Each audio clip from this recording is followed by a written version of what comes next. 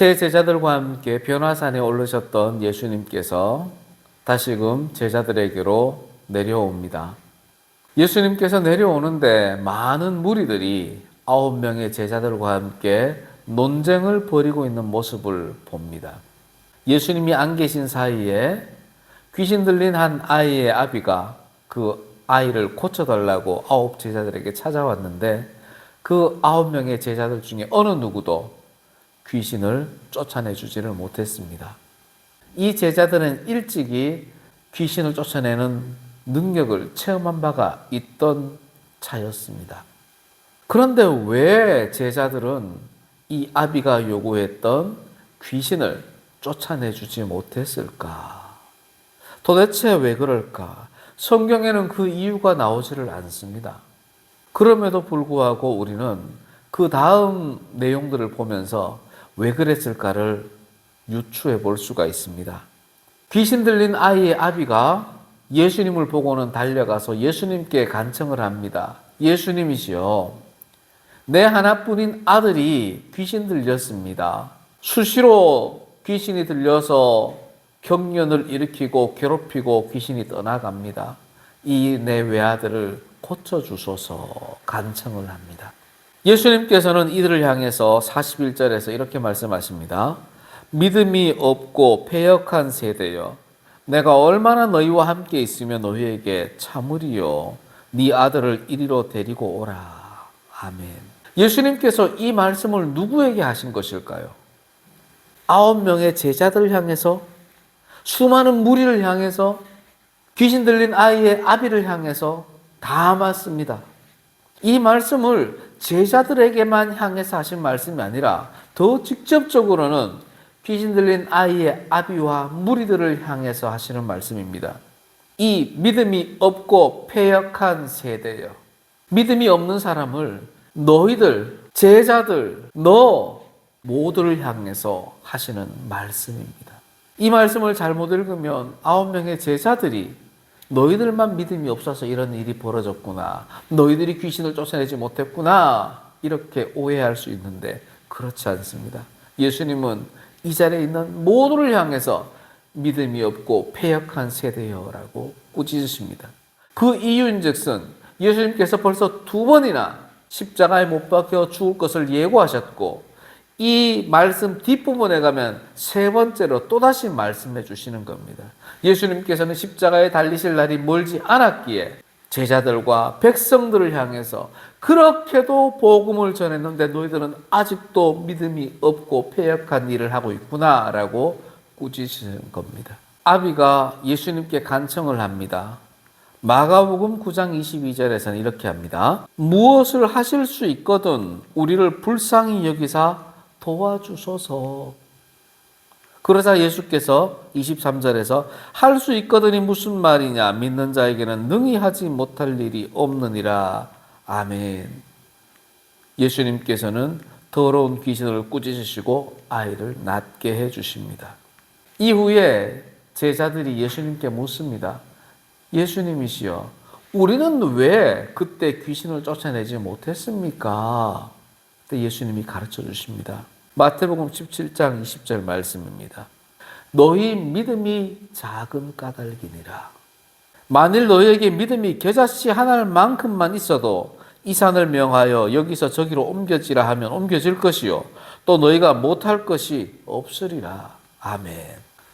이 말씀을 묵상하고 있노라면 제 자신이 참 초라해지고 답답해집니다. 우리 주위에 많은 병자들이 있죠. 그 병자들을 향해서 내가 손만 얹으면 낫게 해야 되는데, 내가 겨자씨 하나만큼의 믿음만 있어도 낫게 해야 하는 것이 나 성도, 목회자의 입장일 텐데 나는 왜 그러지를 못하지?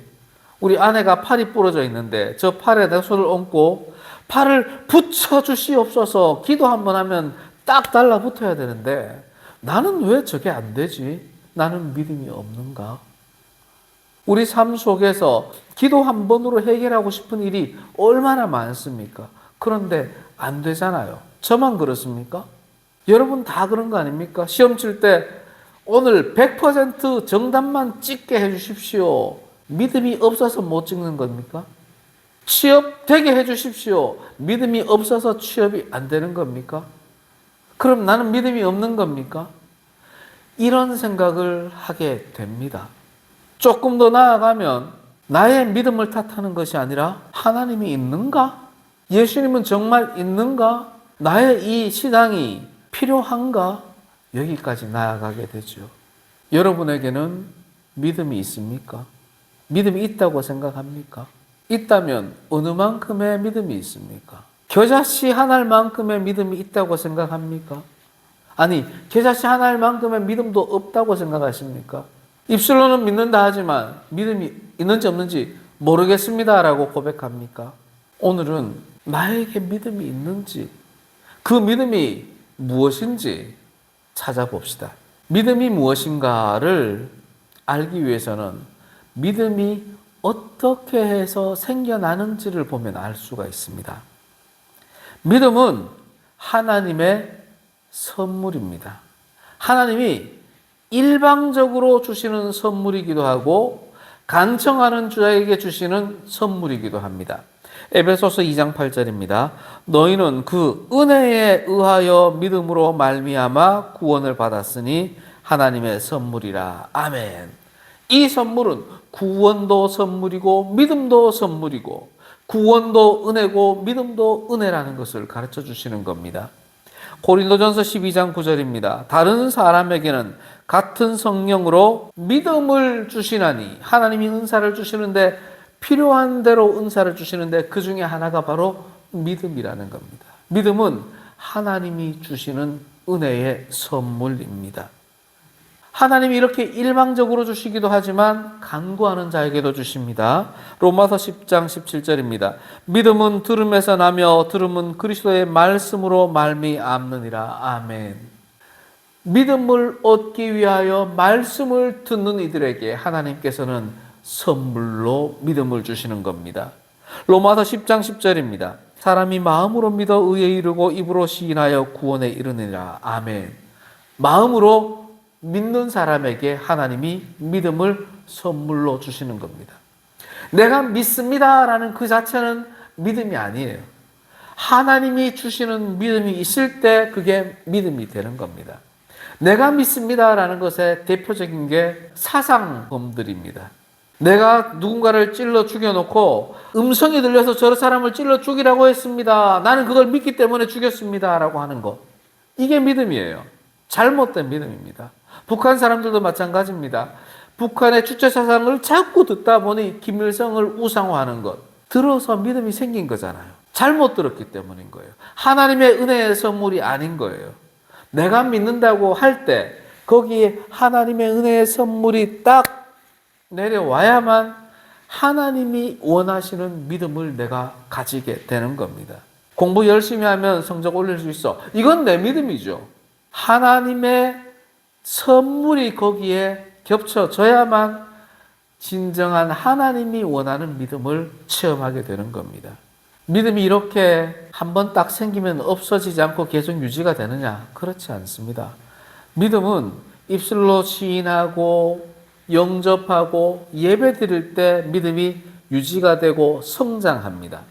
또한 믿음은 믿는 자가 믿음을 주시는 하나님의 길, 십자가의 길을 걸어갈 때 그 믿음이 유지가 되고 성장합니다. 갈라디아서 2장 20절입니다. 내가 그리스도와 함께 십자가에 못 박혔나니 이제 내가 사는 것은 내가 사는 것이 아니요 하나님의 아들을 믿는 믿음 안에서 사는 것이라. 아멘. 나의 삶은 나를 위해 십자가에 못 박히신 예수 그리스도를 믿는 그 믿음 안에서 사는 것입니다. 그게 진정한 믿음입니다.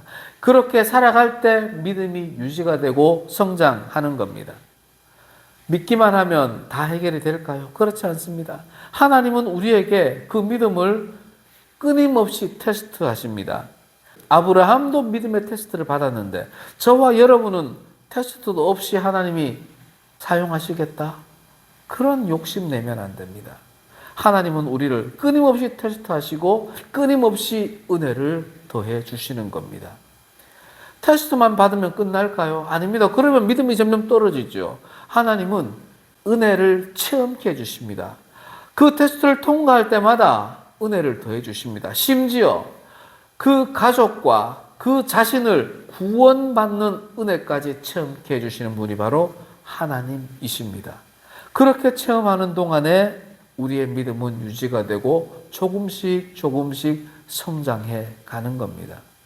믿음이 생기고 믿음이 유지되고 성장한다면 삶의 변화가 일어납니다.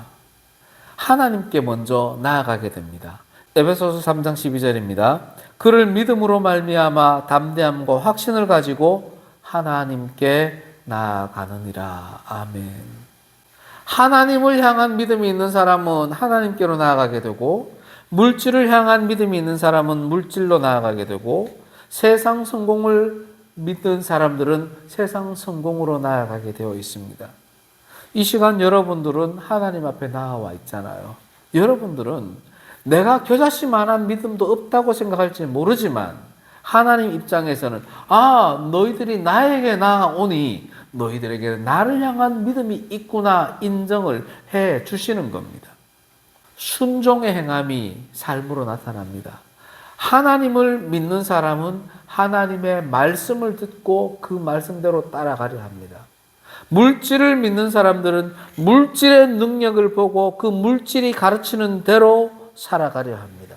여러분들은 어떻게 살아갑니까? 선택하셔야 됩니다. 믿음이 있는 사람은 그저 이 세상만 바라보지 않고 하늘 소망, 하나님이 주시는 소망을 가슴에 품고 살아가게 됩니다. 로마서 15장 13절입니다. 소망의 하나님이 모든 기쁨과 평강을 믿음 안에서 너희에게 충만하게 하사 성령의 능력으로 소망이 넘치게 하시기를 원하노라. 아멘. 이 소망은 하나님 나라의 소망입니다. 믿음이 있는 자만이 품을 수 있는 소망입니다. 사랑하는 성도 여러분, 우리가 믿음이 있고 유지하고 성장시키고 믿음의 삶을 살아가고 있다는 거, 정도의 차이는 있지만 다 그렇게 살고 있습니다. 문제는 이 믿음의 목적을 어디에 두느냐입니다. 하나님 입장에서 하나님이 우리에게 믿음을 주시는 이유가 무엇인가라는 겁니다. 여러분 왜 하나님을 믿습니까? 하나님이 왜 여러분에게 믿음을 선물로 주십니까? 여러분 이 땅에서 잘 먹고 잘 살라고 주시는 걸까요? 여러분들이 이 땅에서 구원받게 하시려고 주시는 걸까요? 그건 2차적인 목적입니다. 하나님이 우리에게 믿음을 주시는 첫 번째 이유는 하나님이 기쁨을 받으시기 위함입니다. 히브리서 11장 6절입니다. 믿음이 없이는 하나님을 기쁘시게 하지 못하나니 하나님께 나아가는 자는 반드시 그가 계신 것과 또한 그가 자기를 찾는 자들에게 상 주시는 이심을 믿어야 할지니라. 아멘. 믿음이 없이는 하나님을 기쁘시게 하지 못한다. 이걸 거꾸로 생각하면 믿음을 주시는 이유가 하나님이 기쁨을 받기 위함이라는 겁니다. 그러면 내가 믿음이 있고 없고의 기준이 완전히 달라지는 겁니다. 내가 돈을 많이 벌어요. 하나님이 기뻐하시면 그것은 하나님을 향한 믿음의 행위가 되는 겁니다. 내가 돈을 많이 벌어요. 그런데 그 돈이 하나님이 기뻐하지 않는 것이라면 그 많은 수입은 하나님을 향한 믿음의 행위가 아닌 겁니다. 내가 누군가 팔 부러졌을 때 손을 얹고 안수 기도를 해서 낫게 했다. 나았다. 그러면 그것은 하나님이 기뻐하시는 믿음의 행위입니다. 그런데 내가 손을 얹고도 낫게 하지 못했다. 그것은 하나님이 기뻐하는 믿음의 행위가 아니라는 겁니다. 가난한 자에게 빵을 하나 사주었다. 그런데 하나님이 기뻐하시더라. 그것이 믿음의 행위입니다. 믿음의 행위는 그 기준이 내가 아니라 아픈 자가 낫는 것이 아니라 하나님이 기준이 되어야 하는 겁니다. 하나님 기준으로 믿음이 있다 없다를 판단하기 시작하면 모든 것이 해결이 됩니다. 내가 손을 얹고 안수 기도를 했는데 병이 낫지 않았다. 나으면 좋겠지만 낫지 않았다. 그것은 하나님 입장에서는 그 기쁨을 원하시는 것이 아니었던 겁니다. 하나님이 원하시는 기쁨이 뭘까요, 도대체?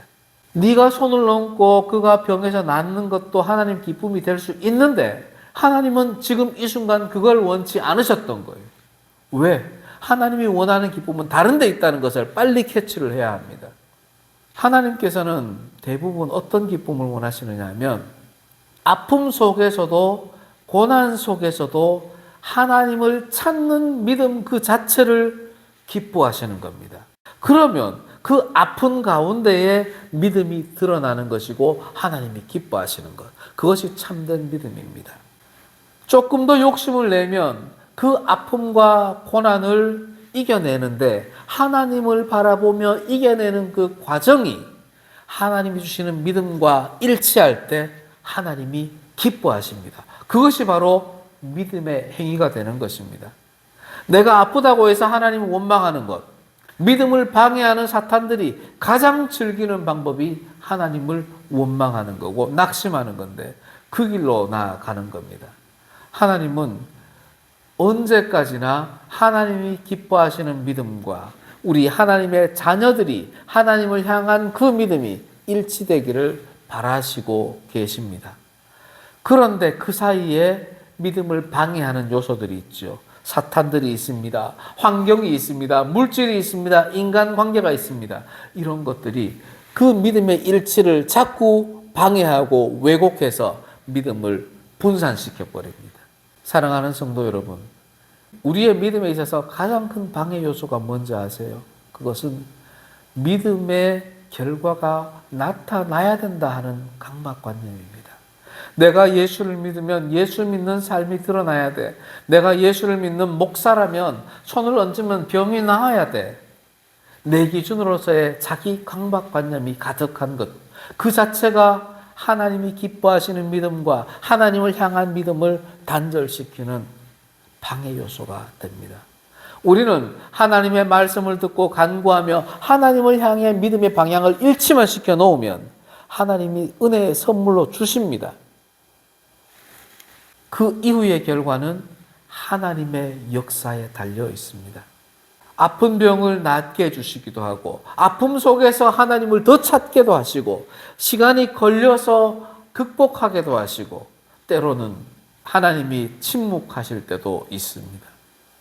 그 모든 것이 하나님의 역사 속에 있는 것을 우리가 인정해야만 하나님이 기뻐하시는 믿음의 삶을 살아갈 수가 있습니다. 사랑하는 성도 여러분, 여러분에게는 믿음이 있습니까? 여러분이 하나님을 향해 나아오고 하나님의 말씀을 듣고 하나님께 기도하며 하나님을 기쁘게 하는 삶을 살기를 원하고 그렇게 살고 있다면 여러분에게는 믿음이 있는 사람입니다. 다만 내 기준으로 그 믿음을 드러내려 하지 마시고 하나님이 기뻐하시는 믿음의 행위를 드러내려고 하는 지혜로운 믿음의 백성으로 살아가기를 기원합니다. 아멘.